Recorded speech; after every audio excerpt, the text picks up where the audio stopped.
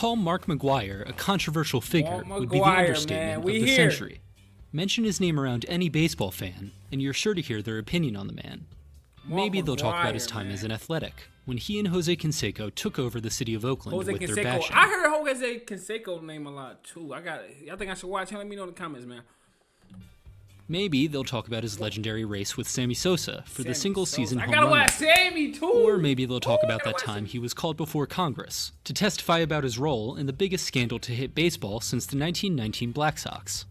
For better or worse... Testify his role for the who? Hold on, bro. See, this is what I be talking about. What McGwire defined baseball during the course of his 16-year career.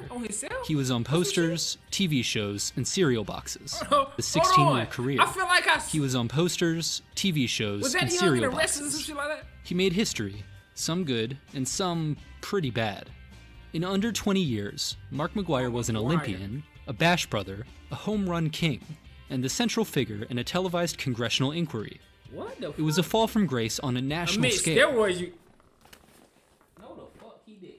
What is you doing, mama? What are you doing? I don't even know what you did. I don't know how many home runs you hit. I don't know nothing. Why are you admitting this? Yo, don't. I understand. You want to admit. You want to feel good about your... Cool. And its repercussions are still being felt to this day.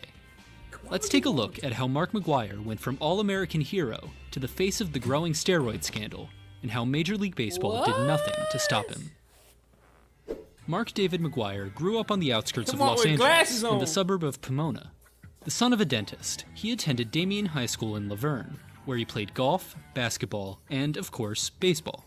He excelled as an athlete, and the Montreal Expos attempted to sign him as a teenager, picking him in the 8th round of the '81 draft.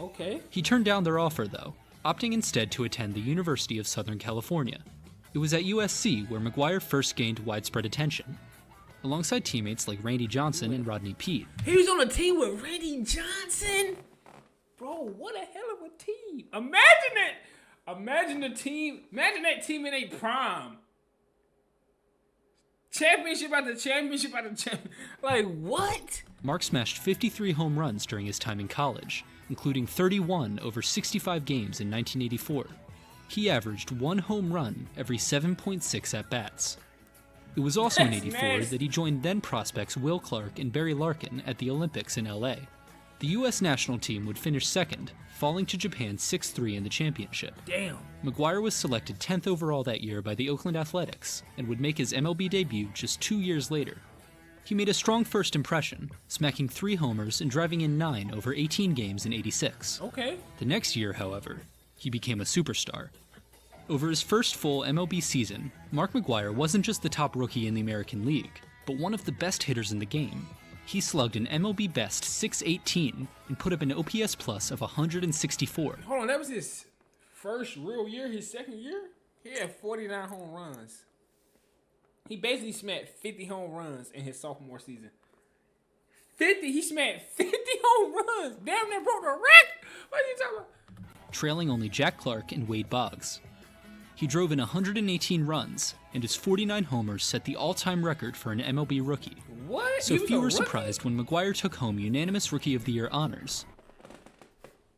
Bruh, he smacked basically 50 home runs. Making him the second Oakland A in 2 years to win the award, following Jose Canseco in '86. Jose Canseco. Little did these two know that they would end up inextricably tied to each other, for better or worse. Jose Canseco. I feel like I watched him. I think I seen him on an interview with him, Frank Martin, and Pete Rose. I think I watched the other day. It was like an interview or something they had. Jose Canseco. I think he buff now. I think that was him. The rest of their lives. It started in 1988. It was April 4th, opening day, and the dynamic duo that was Mark and Jose had something big up their sleeves. Or should I say, below their sleeves. In the bottom of the 8th, with the Athletics leading the Mariners 3-1, Canseco deposited an 0-1 fastball from Seattle reliever Mark Langston into the left field bleachers. As Jose crossed home plate, Mark came out to greet him with his right forearm outstretched. What happened next would change everything. On its surface, it was just a simple celebration, but contained within this meeting of massive forearms was a signal to the baseball world that a new age was beginning in Oakland. The era of the Bash Brothers. The Bash Brothers. Across 155 games played in 1988, Mark McGwire slugged 32 home runs, driving in 99 batters from the 4-hole. He would have had even more if not for Canseco, who posted the first 40-40 season in MLB history. He took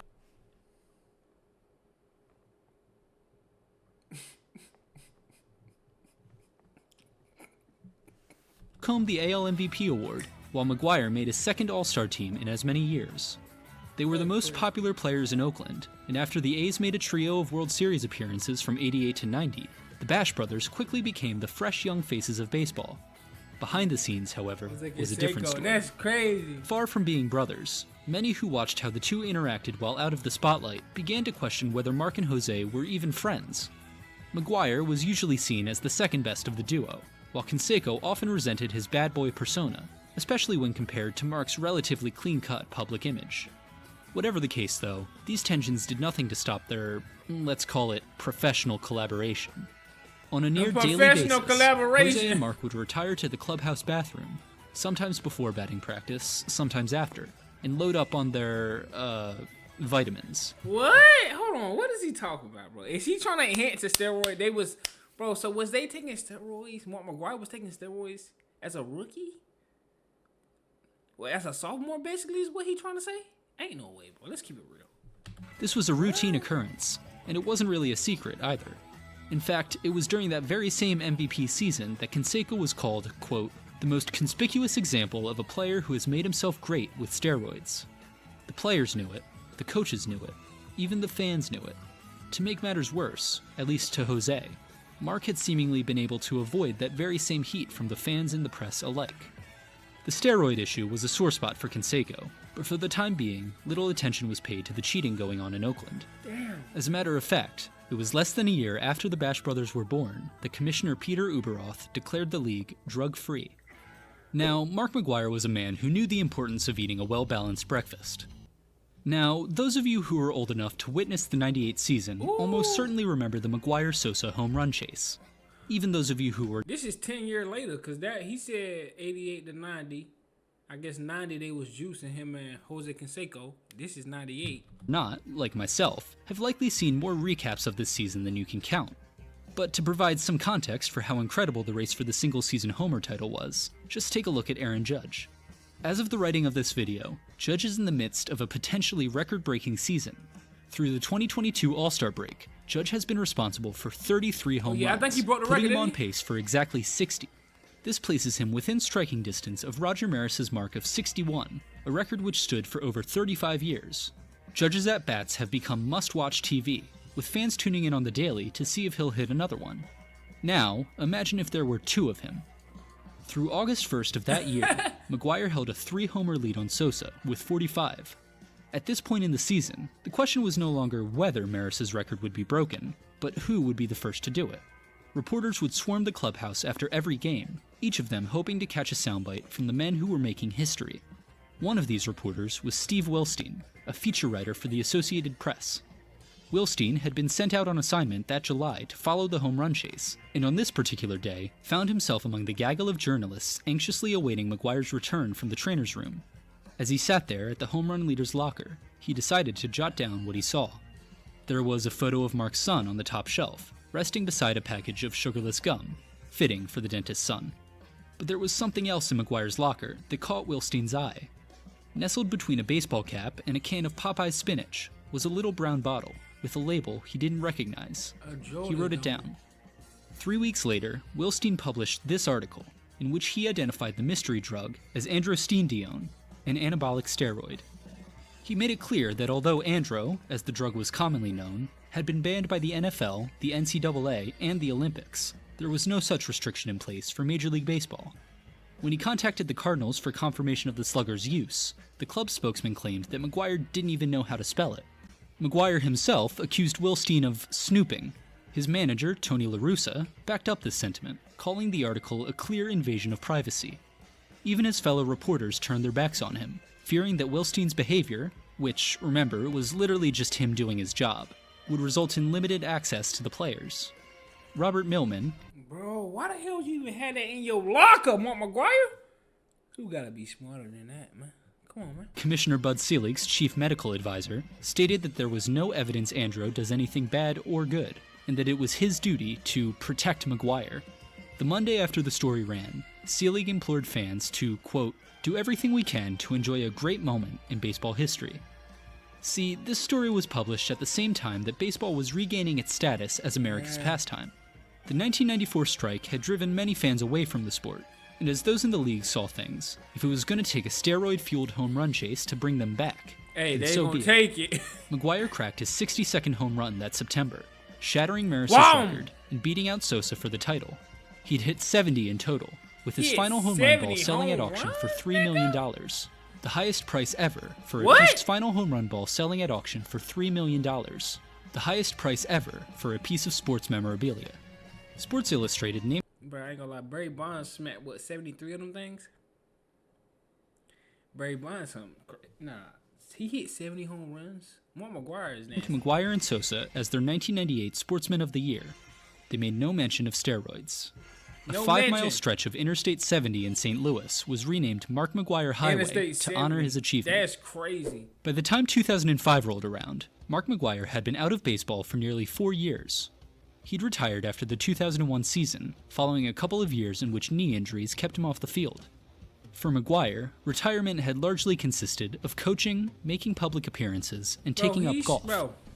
Jose Canseco was also out of the league at this point, although his journey to retirement was slightly less graceful than the other Bash brothers had been. Despite his best efforts to reach the coveted 500 home run mark, not a single team had been willing to sign him to a big league contract, and he fell just short of the total. That's crazy. He believed that he was being blackballed due to increased pressure on the league to crack down on steroid users, not to mention the fact that Jose Canseco wasn't exactly one to leave a bridge unburned. He was not happy about this situation, to put it mildly. Just like Mark, Jose had picked up some new hobbies in retirement. Among these was, apparently, a newfound passion for writing.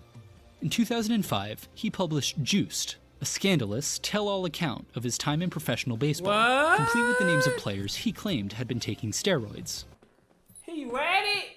Nah, Jose Canseco, I can't even watch you no more, Jose. You messed up the bro code. You want to rap because you want to write a book. Talk about something he fell in love with writing. Nah, he had stories to tell. I know he gonna get some money on. Come on, Jose. Jose, I'm disappointed in you, Jose. Wild times, rampant Roy, smash hits, and how baseball got, bruh.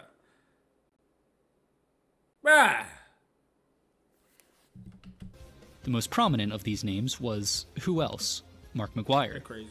Canseco detailed the pair's exploits in the Oakland bathroom, accused his former teammate of using steroids during his record-breaking season, and claimed that McGwire was, to paraphrase, ugly and had no game. He also said... I ain't gonna lie, I could see that. I could see the big, strong, good-looking Mexican and the, you know what I'm saying? Bro, this is crazy. Yo said no girls pay attention. That must be because of Mark. He was never the best looking guy in the world. He felt awkward and out of place at clubs. Plus, he would never talk. Damn, niggas said they were taking steroids in the bathroom at Oakland. In the bathroom, gang? Bro, this nigga ratting. That McGwire was, to paraphrase, ugly and had no game. He also said that Major League Baseball had deliberately turned a blind eye to McGwire's steroid use in order to protect their star player, which, well, yeah, that sounds about right. Oh, he mad. Now, Canseco's reasons for writing this book were largely personal, but its effects were felt nationwide. Even Congress took notice, and in March of 2005, they called Canseco in to testify before the House Government Reform Committee. Joining him were several of the biggest names in the sport, including Sammy Sosa, Rafael Palmeiro, and Mark McGwire. What? In the televised session, McGwire was called upon to answer questions regarding the prevalence of steroids in the game. During his testimony, he took subtle jabs at Canseco, accusing him of spreading unfounded rumors, claimed he wasn't a team player, and pretty much outright called him a snitch. He was also evasive when it came to questions about his own, at this point well-documented, illicit activity. He didn't come there, he said, to, quote, talk about the past. But, as many others at the time rightly pointed out, what else was he there to talk about then? Not only did this performance convince most of those watching that Mark McGwire most definitely took steroids, he also simply came across as a jerk. It's safe to say that after this day, many baseball fans never looked at McGwire the same again. When Mark McGwire retired in 2001... my thing is, Bruh, They had Sammy Sosa up there, bro. Sammy Sosa just up there like, man. Bruh, why did Jose Canseco had a right there? Was he that mad? Was he that mad? Like, come on, bro. Home run leads all time. Damn, Babe Ruth got 714. It's crazy. He did so with 583 home runs to his name, the fifth most in history at the time. You'll notice that every other player on this list is, in fact, a member of the Baseball Hall of Fame. In 2007, McGwire's first year of eligibility, he received just 23.5% of the vote. By his last year on the ballot in 2016, that number had dropped to 12.3%. That nigga never be a Jose Hall of Famer. Canseco wrote another book in 2008, in which he named even more names, not to mention doubling down on the old ones. McGwire, for his part, came clean in 2010, claiming that he had used steroids to recover from the series of injuries that had troubled him throughout the 90s. Of course, since this announcement came at the same time as he was poised to begin a new job as the Cardinals' hitting coach, many couldn't help but question whether it was more than a little self-serving. In June of 2020, McGwire's 70th home run ball, the one which had gone for $3 million in 1998, was valued at $200. See what you do? See what you do to the sport when y'all want to come in here and snitch for your own game, for books? And then he dummy. He want to come on to the government and be like, yeah, I actually used steroids 5 years later. Bro, is you crazy? Why would you even do that, Mark McGwire? Just hush, hush. Here, Barry Bonds did. Hush, hush. Nothing. I did nothing. What happened? No, that wasn't me. I did what? Yeah, never. That never happened. What did you talk about, bro? Like, bro, come on, man. Mark McGwire, I'm disappointed in you, Mark McGwire, bro. $150,000. Look, the bottom line is this. Not only did MLB know its top stars were cheating, not only did they do nothing to stop... It's not cheating. Bro, let me tell you something. I don't think it's cheating. I feel like they was going to hit the ball anyway. Now, whether it's going to be a home run or not is another question. You know what I'm saying? It's going to be a hit. But, come on, man. Let baseball be baseball. Niggas cheat. They hit 70 home runs. Cool. I don't feel like if other people taking steroids, they going to hit 70 home runs. I just don't feel that way. I feel like certain people can do that. I feel like let everybody take steroids. I feel like everybody going to have different outputs.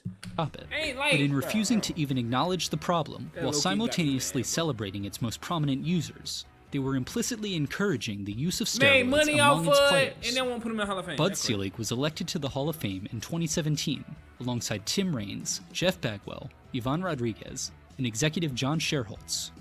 Of these five, only Raines had not been accused of steroid use, covering up steroid use, and/or covering up steroid use while colluding to suppress player salaries. Ain't that crazy? As part of the 2005 congressional hearing, a representative of Major League Baseball testified that no one at the time believed that the steroid problem was significant, emphasizing that economic issues took precedence over a strong drug policy. That representative, by the way, current MLB Commissioner Rob Manfred. In May of 2010, a bill was passed to rename Mark McGwire Highway to Mark Twain Highway, putting... No, the fuck they did not. No, they did not. Just take this man highway name away, bro. I am not. See, this is what makes me mad about watching, bro. No way, bro. They just did that, man. They didn't take this man highway away. They took this nigga highway. No way, bro. What? The final nail in the coffin on what had surely been Big Mac's most iconic honor.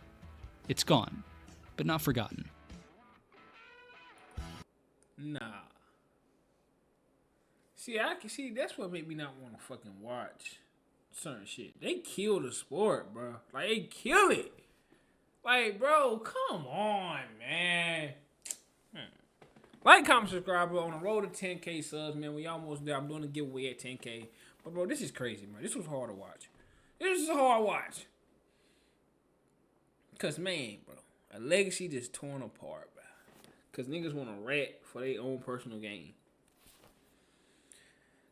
Let me know in the comments who y'all want me to watch next, man. I ain't gonna lie. Like, comment, subscribe. Y'all already know what's going on.